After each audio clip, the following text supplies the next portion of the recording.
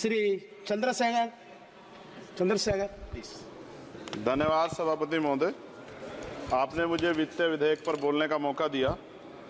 किसान मजदूर रात में थक के सो जाते हैं, सपने में देखते हैं कि जीवन बदल रहा है, गरीबी खत्म हो रही है। सुबह जब आंख खुलती है तो लगता है वापस जो का तू है। ऐसा ही इस बार का बजट गरीबों के लिए था। महोदय, मैं अपने क्षेत्र से शुरुआत करूंगा। मेरा क्षेत्र नगीना बाढ़ प्रभावित है, कोई चर्चा नहीं हुई। किसान आम आदमी परेशान है, कोई चर्चा नहीं हुई। गन्ना मिल समय पे पैसा नहीं देती है। गुलदार ने 30 लोगों की जान एक साल में ली है पिछले, कोई फर्क नहीं पड़ता अमीरों को। उद्योग धंधे लगाने कोई बात नहीं हुई। मेडिकल कॉलेज और एम्स के निर्माण की कोई बात नहीं हुई। ग्रामीण क्षेत्रों में खेलों को बढ़ावा देना, स्पोर्ट कॉलेज की कोई बात नहीं हुई। महोदय, देश में भूमि सुधार किया जाए। लाखों बीघा जमीन जो है भूमाफिया ने कब्जाई हुई है, भूमिहीन लोगों को भूमि दी जाए। बिजली के दाम में कटौती की जाए। गरीबों को कम दाम पे जो है बिजली उपलब्ध कराई जाए। ठेकेदारी प्रथा, संविदा, लेटर एंट्री खत्म की जाए। पक्की नौकरी दी जाए। निजीकरण की वजह से सरकारी नौकरियां लगभग खत्म हो गई हैं। मेरी मांग है, और मैंने निजी विधेयक भी पेश किया था, कि निजी क्षेत्रों में SC ST की OBC के लोगों को आरक्षण की व्यवस्था कराई जाए और पुरानी पेंशन बहाल की जाए। लोगों के पास एक तरफ सरकारी योजना चलाकर प्रधानमंत्री आवास योजना जो है उसके नाम पर मकान दिए जाने की बात होती है, वहीं दूसरी तरफ लखनऊ के अकबर नगर को तोड़ दिया जाता है। नवी मुंबई में के खार घर में What is his name? Patil. Patil is not from caste. No, this is the caste. की जा He is a caste man, Chandrasekhar. No, this Patil. Mike नहीं है सर, बंद कर रहे हो सर? This is independent. आ गया। धन्यवाद। हमारे लोग सर आर्थिक रूप से बड़े कमजोर हैं और 2 अप्रैल 2018 के मुकदमों के लिए कई बार सरकार से बात हुई, वापस नहीं हुई। उनको वापस कराया जाए। भीमा को वकीलों को बहुत पैसे लगते हैं सर। भीमा कोरे गांव में 3000 लोगों पर मुकदमे हुए थे महाराष्ट्र में, वो वापस नहीं हुए। पुणे में दीक्षा भूमि जो हमारा गौरव है उसका वहां पार्किंग बना के उसको अपमानित किया जा रहा है, इसको बंद कराया जाए।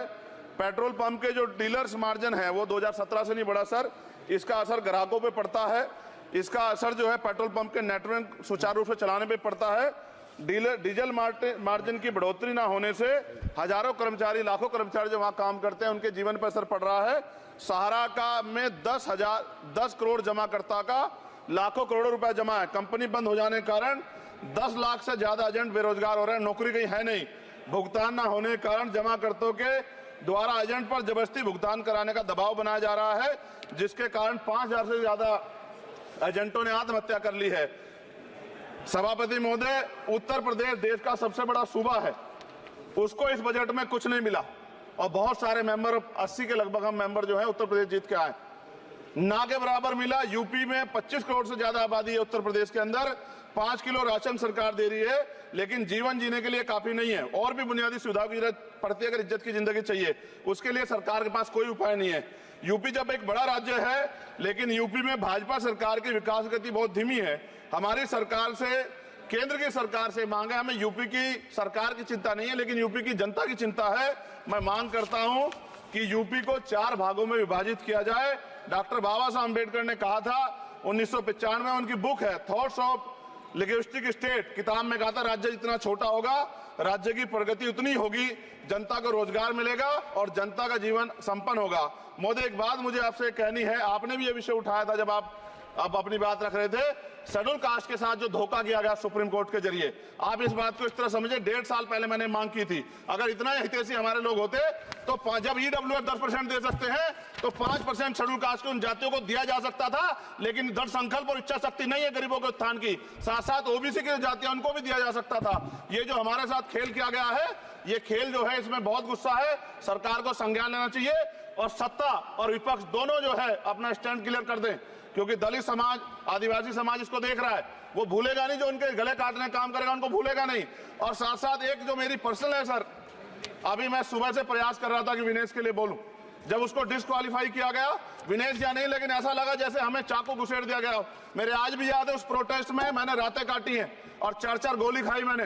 ये देश की अस्मिता से जुड़ा मामला था, पर हमारी मांग ये थी कि सरकार स्टैंड क्लियर कर दे, तब भी सुनवाई नहीं की गई। जब मंत्री बोलने आए तो हमने उनसे कहा कि हमें कुछ इंफॉर्मेशन चाहिए, उस पर बात नहीं हुई। सवाल ये है सर, 1 गोल्ड हमारे लिए आ रहा था और जब ये गोल्ड आता देश गौरवान्वित होता, और क्या व्यवस्था थी सर कि उसका वेट बढ़ गया, पता ही नहीं लगा सिस्टम के लोगों को। क्या बेवकूफी की गई है, ये सोचने का विषय है सर। ये बहुत महत्वपूर्ण देश की बेटी का मामला है। ये हरियाणा की बेटी नहीं है सर, वो एक जात की बेटी नहीं है, वो हमारी बहन है, देश की बेटी है। और आपने क्या किया हरियाणा के साथ? आपने हरियाणा का बजट कम किया, जबकि सबसे ज्यादा मेडल हरियाणा लेके आता है। ये गलत है सर, ये धोखा है।